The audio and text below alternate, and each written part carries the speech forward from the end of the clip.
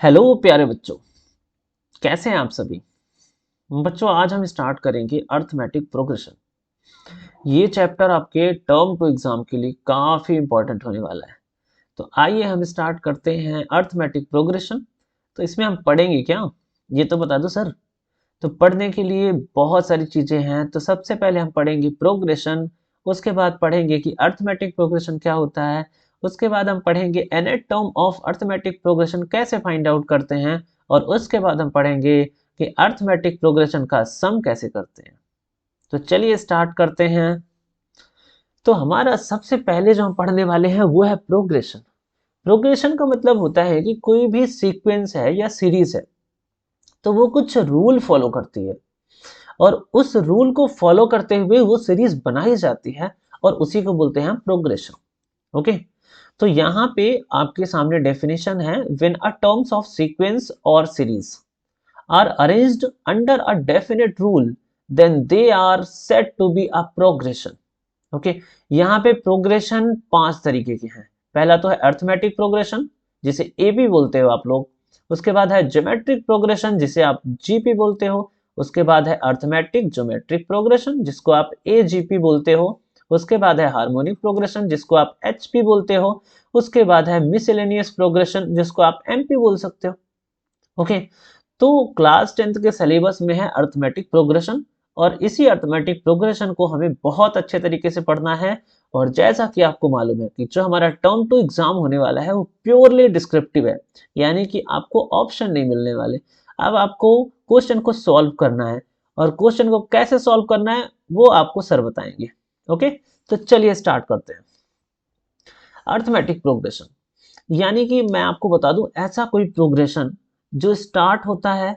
जैसे प्रोग्रेशन तो स्टार्ट होगा, हर कुछ चीजें स्टार्ट होती हैं, तो प्रोग्रेशन स्टार्ट होगा, बट इनके दो टर्म्स के बीच का जो डिफरेंस है वो सेम रहेगा।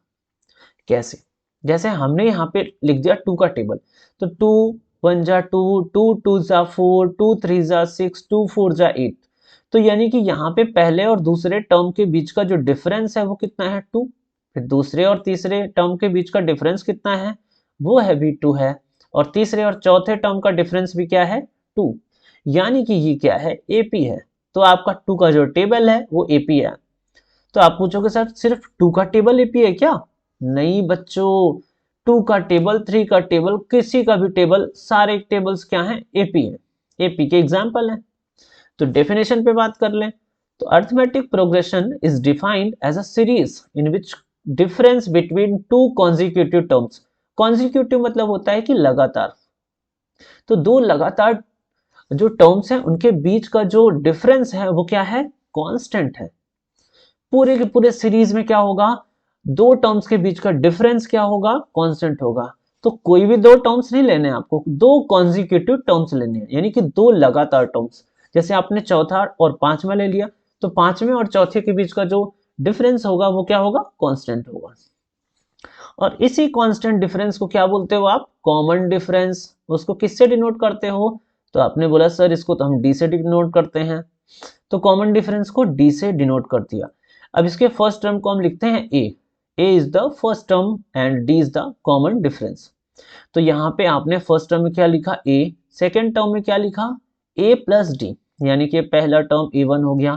ए प्लस डी आपका क्या हो गया, ये सेकेंड टर्म हो गया A two. A plus two D कितना हो गया, ये हो गया आपका थर्ड टर्म। और ए प्लस थ्री डी क्या हो गया, ये आपका हो गया फोर्थ टर्म। तो इनमें आपको एक चीज दिख रही होगी कि जब आप A4 लिख रहे हो तो यहाँ पे a प्लस थ्री डी आ रहा है, जब A3 लिख रहे हो यहाँ पे a प्लस टू डी आ रहा है। यानी कि आगे चल के अगर आप A15 लिखना चाहो तो आप क्या लिखोगे, a प्लस फोर्टीन डी। बिल्कुल सही है सर। अगर A20 लिखना है आपको तो क्या लिखोगे, a प्लस नाइनटीन डी। ये भी अच्छा है। अगर A50 लिखना है तो आप क्या लिखोगे, a plus forty nine D. तो ये हमारी क्या है, टर्म्स हैं। अगर आपको बोले 15th टर्म क्या होगा, 50th टर्म क्या होगा, तो आप क्या बोलोगे, a plus forty nine D. अब अगर आपको a मिल जाए और d मिल जाए तो आपके पास A15th टर्म क्या आ जाएगा, निकाल लोगे, क्योंकि आप लोग हो समझदार। चलो, तो ये चीजें आपको समझ में आई, बहुत अच्छा। अब अगर कोई भी ए बी सी अगर एपी में है, यानी कि सेकेंड, ये ए को अगर आपने फर्स्ट टर्म ले लिया, बी को सेकेंड टर्म ले लिया, सी को ले लिया थर्ड टर्म, अगर ये तीनों एपी में हैं तो आपको मालूम है कि सेकेंड टर्म और फर्स्ट टर्म का डिफरेंस जो है थर्ड टर्म और सेकेंड टर्म के डिफरेंस के बराबर होगा, क्योंकि सर आपने बताया कि जो डिफरेंस होता है वो क्या होता है, कांस्टेंट होता है। तो सेकेंड टर्म और फर्स्ट टर्म का जो डिफरेंस है वो थर्ड टर्म और सेकेंड टर्म के डिफरेंस के क्या होगा, बराबर होगा। अब इस 2 को इधर ले जाइए, तो ये हो गया b plus B, that is a plus C. ये नेगेटिव था, इधर गया पॉजिटिव हो गया। तो यहां से b कितने हैं, 2 हैं, तो 2b is equal to a plus C. तो यहां से b की वैल्यू कितनी आ गई, a plus c divide by 2। ठीक है, तो ये रिजल्ट भी आपको ध्यान रखना है। उसके बाद जो हमारा फॉर्मूला होता है जनरल टर्म का, जनरल टर्म का फॉर्मूला होता है a plus n minus one into d. अब यहाँ पे n की वैल्यू क्या होगी, n ऐसा कोई टर्म होगा जिसको आपको फाइंड आउट करना है। जैसे अगर मैं बोलूं t50, t50, तो आप क्या लिखोगे, n की जगह पे क्या लिख लिया आपने 50, तो ये हो जाएगा a plus 50 minus one into D. तो यहां से आपका आ जाएगा a प्लस 49d। तो आपका जो 50th टर्म हो जाएगा वो कितना हो जाएगा, a प्लस 49d। तो इतनी चीजें आपको समझ में आई, आई बोलो मेरे साथ, आई कि नहीं आई, बहुत अच्छा आपको आ गई। चलो फिर आ गई तो एक क्वेश्चन कर लेते हैं। तो find the 12th and 24th and nth term of AP, और एपी आपको गिवन है। तो सबसे पहले तो फर्स्ट टर्म लिखना है, a इज इक्वल टू कितना है 9। कॉमन डिफरेंस के लिए second term minus first term, तो यानी सेकेंड टर्म आपका कितना है 13 माइनस 9। अब 13 में आपने 9 को क्या कर दिया, माइनस कर दिया, तो आपके पास रिजल्ट क्या आ गया 4। तो आपके पास जो फर्स्ट टर्म है वो a है और कॉमन डिफरेंस क्या है, वो 4 है। अब आपको 12th टर्म निकालना है, तो 12th टर्म के लिए क्या करोगे, t12 के लिए formula a plus 12 minus 1 into D. तो यहां से आपका a कितना है आपके पास, a बोलो सर मेरे पास है 9, तो 9 हो गया, प्लस 12 में 1 माइनस किया तो आ गया 11। d आपके पास कितना है 4 है, तो 4 लिख दो। उसके बाद 9 प्लस 11 4 जा 44। अब बच्चे क्या करते हैं, 11 को 9 से क्या कर दिए, ऐड कर दिए, तो 20 आ गया, और 20 को 4 से मल्टीप्लाई कर दिए तो 80 आ गया। ऐसा नहीं करना है, पहले आपको मल्टीप्लिकेशन सॉल्व करना है, उसके बाद आपको ऐड करना है। तो ये हो गया आपका 44। अब 44 में अगर 9 आप ऐड करोगे तो ये कितना आ जाएगा 53। तो आपका जो 12th टर्म होगा वो कितना होगा 53। ये समझ में आया, अगर ये समझ में आया तो 20 टर्म आप फाइंड आउट कर सकते हैं। वीडियो को पॉज करो और 24th टर्म फाइंड आउट करो। चलो आपने निकाल लिया होगा, देखते हैं। अब A24, इसको आप A24 लिखो या T24 लिखो, दोनों क्या है, सेम है। तो हमने यहाँ पे T12 लिखा है तो हम लिख देते हैं T24। अब 24 के लिए A plus 24 minus 1 into D. बहुत अच्छा, तो a की वैल्यू कितनी है, a की वैल्यू है 9, तो 9 प्लस 24 में 1 माइनस किया तो 23, और d कितना है आपके पास है 4। उसके बाद फिर क्या करना है, 9 लिखना है, इसको मल्टीप्लाई करना है, तो 4 3 जा 12, 4 2 जा 8, और ये 9, तो ये 92 आ गया प्लस 9, तो ये कितना आ जाएगा 101। तो T24 कितना हो गया 101। तो ये आपके पास 24th टर्म भी आ गया। nth टर्म के लिए क्या करोगे, a की वैल्यू क्या रख देनी है, n रख देनी है। तो यहाँ पे हम सॉल्व कर लेते हैं। तो यहाँ पे हमें nth टर्म निकालना है, तो Tn a plus n minus one into d. अब इन्होंने बोला है कि n की जगह पे n ही रहने दो, तो ठीक है भैया n की जगह n ही रहने दो। तो यहाँ से a कितना है हमारा 9 है, तो 9 लिख लिया, plus n minus one into D की जगह क्या है 4 है। अब इसको हम सॉल्व करेंगे तो 9 प्लस 4n माइनस 4 1 जा 4, तो ये 4 हो गया।